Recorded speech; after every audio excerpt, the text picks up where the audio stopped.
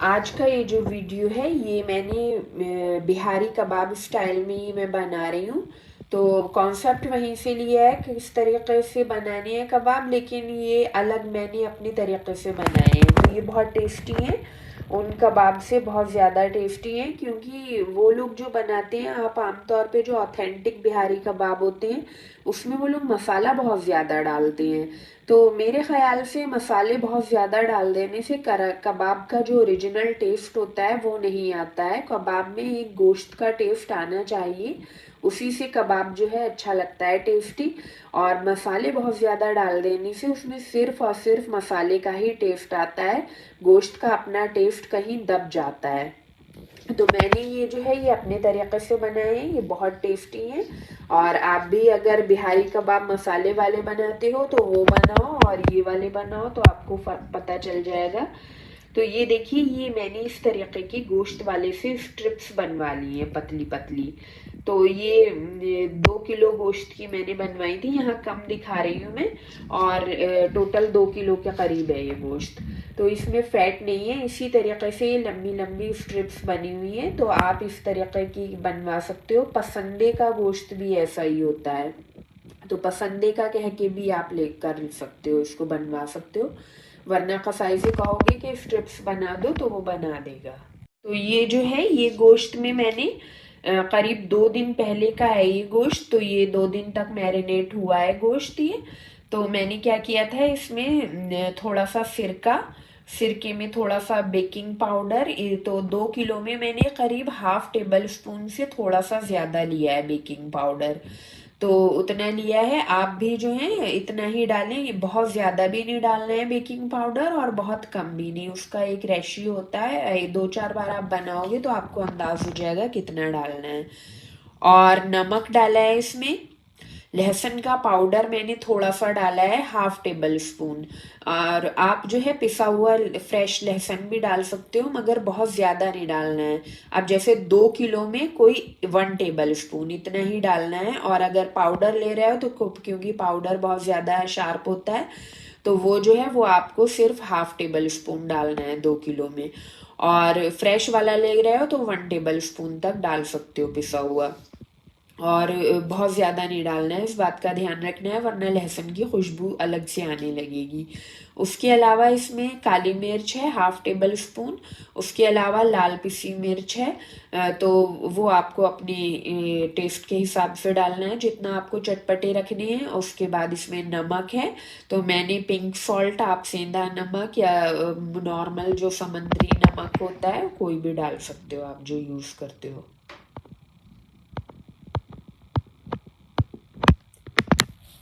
तो मैंने ये सब मसाला लगा के इसमें और ये रख दिया था।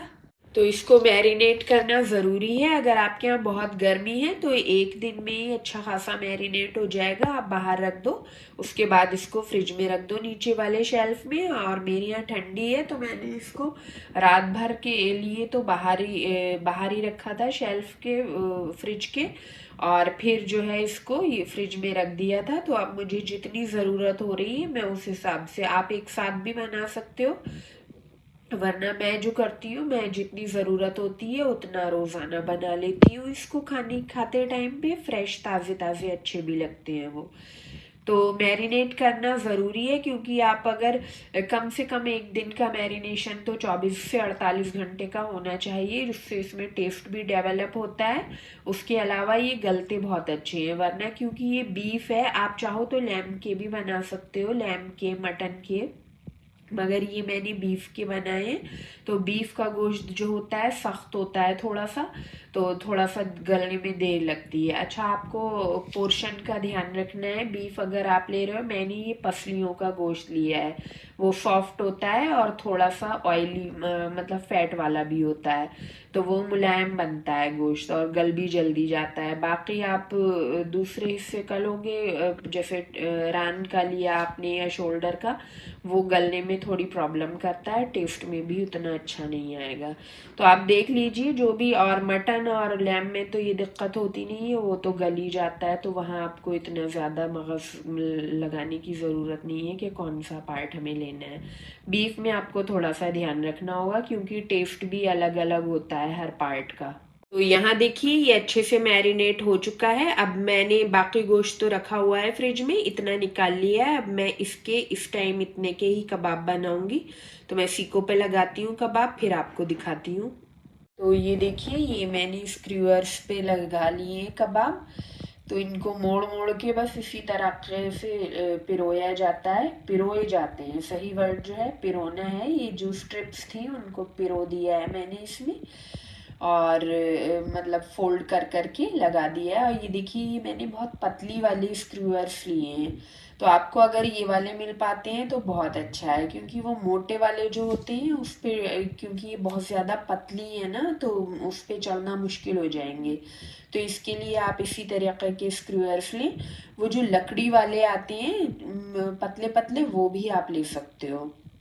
तो मेरे पास ये अवेलेबल हैं तो मैंने ले रखे हैं। आप भी मंगा के रखें, क्योंकि ये कबाब जो हैं ये आपके वेट लॉस में और आपको कोई भी बीमारी है उसको दूर करने में बहुत मददगार होते हैं। क्योंकि कबाब आप बहुत आराम से चलते फिरते भी खा सकते हो, और आपकी प्रोटीन की रिक्वायरमेंट को बहुत अच्छे से पूरा करते हैं। और कबाब जो होते हैं, कोई भी कबाब हो, वो हम ज़्यादातर जो है रेड मीट के ही बनाते हैं। बेस्ट जो होते हैं बीफ के होते हैं।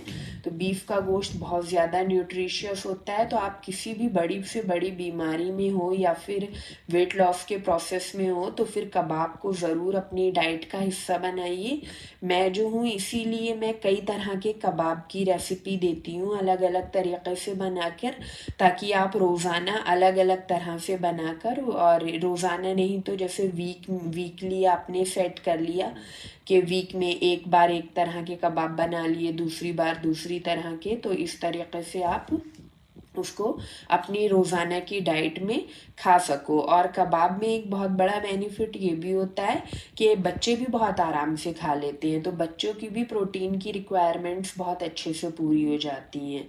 और ये रेड मीट जो होता है, ख़ास तौर से बीफ बफेलो का, गाय भैंस का, ये जो होता है ये बहुत इसमें हीलिंग प्रॉपर्टीज़ होती हैं। अगर ख़ास तौर से आप किसी बड़ी से बड़ी या छोटी से छोटी बीमारी से जूझ रहे हो, तो उसको दूर करने में ये बहुत हेल्प करता है जो रेड मीट होता है। तो रेड मीट को अपनी डाइट में ज़रूर आप शामिल करें। तो यहाँ देखिए ये मैंने बिल्कुल लगा लिए हैं कबाब। अब ये सिकने के लिए रेडी हैं। तो आप इसको दो तरह से सेक सकते हो। एक तो आप वो जो नॉर्मल कोयले की सिगड़ी होती है उस पे सेक सकते हो। अब हर घर में अवेलेबल नहीं होती है, और जलाना भी उसे एक मुश्किल काम है, और रोज़ रोज़ जला भी आप नहीं पाओगे। तो आप ये कर सकते हो, अगर सिगड़ी जला रहे हो तो वो ढेर सारे आप सारे ही एक बार में ही बना के रख लो फ्रिज में सेव करके। और वरना मैं जो हूँ, मैं जिस तरीके से बनाती हूँ वो मैं दिखा रही हूँ आपको। मैंने देखिए ये तवा लिया है, तवे पे मैंने थोड़ा सा ये फैट डाला है। देखिए थोड़ा सा टुकड़ा है। अब मैं आँच जला दी है मैंने, और ये फैट पिघल जाएगा तो मैं ये पूरे तवे पे इसको फैट को फैला दूंगी। बहुत थोड़ा सा लिया है देखिए। अब मैं ये तवा भी गर्म हो जाए, ज़रा खूब तेज़ गर्म हो जाएगा, तब मैं इस पर ये जो सीखे हैं इनको एडजस्ट कर दूँगी। ये देखिए ये मैंने तवे पे एडजस्ट कर दिए हैं, और तवा तेज़ गर्म हो गया था तभी मैंने ये रखी है। ये देखिए रखते ही पकना शुरू हो गई हैं, और इसको अब हल्की आंच कर दी है मैंने। अब इसको हम किसी भी चीज़ से, लिड से या किसी भी चीज़ से आप इसको ढक दीजिए, जिससे कि ये गल जाए अच्छे तरीके से। अच्छा ये थोड़ा सा अभी ज़रा देर बाद देखिए हल्का हल्का सा पानी आपको नज़र आ रहा है। ये थोड़ा सा पानी छोड़ेंगे, उसी पानी में इसको पकने देना है। और फिर थोड़ी देर बाद जब पानी थोड़ा सा रह जाएगा, खुश्क होने पे होगा, तब हम इसको पलट देंगे, और दोनों तरफ से जो है थोड़े से हल्के से ब्राउन करने तक सेकेंगे हम इनको, फिर निकाल लेंगे। ज़्यादा देर नहीं लगती है, कोई 15 या 20 मिनट लगेंगे कबाब बनने में हमारे। तो ये देखिए एडजस्ट कर दिए। अब इसको पकने देंगे। इसने अपना पानी थोड़ा सा रिलीज़ करना शुरू कर दिया है, तो इसको अभी हम ढक देते हैं। मैंने ये देखिए ये मैंने लिड से ढक दिया है इसको। आप चाहो तो ऊपर से इसके तसला भी स्टील का लगा सकते हो। तो ये जो है इसमें भाप इसकी इधर उधर भागेगी नहीं, और ये इसमें अच्छे से गल जाएंगे, वरना फिर कच्चे रहने का, सख्त रह जाते हैं, कच्चे रहने का डर रहता है। तो अभी ये पानी छोड़ेगा, उसी पानी में इसको पकने देंगे। और मैंने चूल्हा जो है वो बड़ा वाला चूल्हा लिया है, बड़े वाले चूल्हे की हल्की आंच की है। बहुत ज़्यादा हल्का वाला चूल्हा आपको नहीं लेना है, वरना ये बहुत ज़्यादा पानी रिलीज़ कर देगा और ड्राई हो जाएगा, उसका टेस्ट भी ख़त्म हो जाएगा। कबाब हमें जल्दी पकाने होते हैं ताकि उसका जो जूसेस हैं उसी में रहें, बाहर ना निकलें, और वो जल्दी से पक भी जाए और उसी जो उसके जूसेस हैं उसी में पक जाए वो, और उसके जूसेस बहुत ज़्यादा बाहर भी ना निकले। तो सिगड़ी पे अगर पका रहे हो आप तो बहुत आराम से आप पलट पलट के उसको पकाओ। 2-4 बार आप बनाओगे सिगड़ी पे तो आपको अंदाज़ हो जाएगा कैसे बनते हैं कोयलों पे।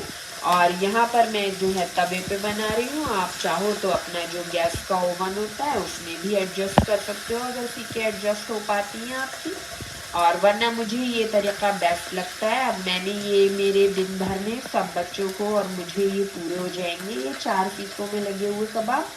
तो मैं जो हूँ कल फिर फ्रेश बनाऊंगी कल खाने के लिए। तो मुझे ये तरीका अच्छा लगता है, आपको जैसे भी बनानी है आप उस तरीक़े से बना सकते हो। टेस्ट में थोड़ा सा फ़र्क तो होगा लेकिन बहुत ज़्यादा नहीं होता है, ये भी बहुत अच्छे होते हैं और सीख पे बने हुए वो भी बहुत अच्छे होते हैं। मगर सीख पे बनाना भी एक महारत का काम होता है, जल्दी नए लोग नहीं बना पाते हैं, जल जाता है, कभी कभी कच्चा रह जाता है, तो उस पर आपको थोड़ा सा ध्यान देना होगा। ये वाला फार्मूला जो है इसमें आप नौसिखी हो तो भी बहुत आराम से बनाओगे और बहुत टेस्टी बनेंगे कबाब। तो फिर अभी हम ये वीडियो यहीं ऑफ करते हैं, उसके बाद जब ये इनको पलटेंगे तो फिर से दिखाएंगे आपको। तो देखिए मैंने वो लिड हटा के और ये तसला ढक दिया है, क्योंकि वो लिड में भाप जो थी बहुत कम बन रही थी। तो आप भी इसी तरीके से ढकें ताकि खूब अच्छे से वो पक जाए अंदर से। अब मैं खोल के देखती हूँ इसका क्या हाल है अभी। तो ये देखिए ये हमारे कबाब पक रहे हैं और देखिए इसने पानी छोड़ा है, मैंने कहा था ये पानी छोड़ेगा। अब ये पानी खुश्क होने तक ही हमें इसे पकाना है, मगर ध्यान रखना है, देखते रहना है, बीच बीच में जलने नहीं चाहिए। अभी हमने इसको पलटा नहीं है, अभी हम इसको ऐसे ही पकने देंगे। जब थोड़ा सा पानी रह जाएगा तभी हम इसको दूसरी साइड से पलटेंगे, क्योंकि ये पक ही जाएंगे दोनों तरफ से बहुत अच्छे से। फिर इसको हल्का सा ब्राउन होने तक सेकेंगे और ये हमारे रेडी हो जाएंगे। देखिए मैंने इसको फिर से ढक दिया है तसले से। अब मैं इसको करीब 5 मिनट बाद फिर से देखूंगी कहीं जल तो नहीं रहे।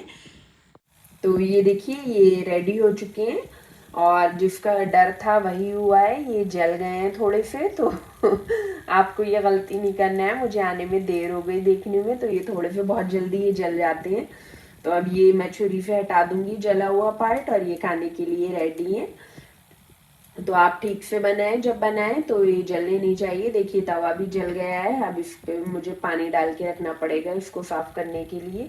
तो ये देखिए ये जो है ये मैंने निकाल लिए प्लेट में, तो ये इस तरह से तैयार होने के बाद दिखते हैं। अब इनको हम सीखों से निकाल लेंगे बाहर, और आप इसको किसी भी चटनी से खा सकते हो। दोपहर के टाइम खा रहे हो तो हरा धनिया की और इमली की या खटाई की चटनी भी ले सकते हो, या फिर आप खजूर और इमली वाली चटनी जो होती है वो ले सकते हो।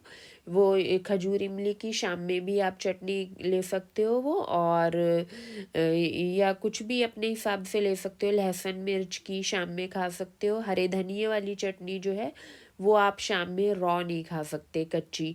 अगर आप खाने ही चाहते हो तो फिर आपको उसको थोड़ा सा फ्राई करना पड़ेगा, पका के खा सकते हो, कच्ची नहीं खा सकते वरना ब्लोट हो जाओगे।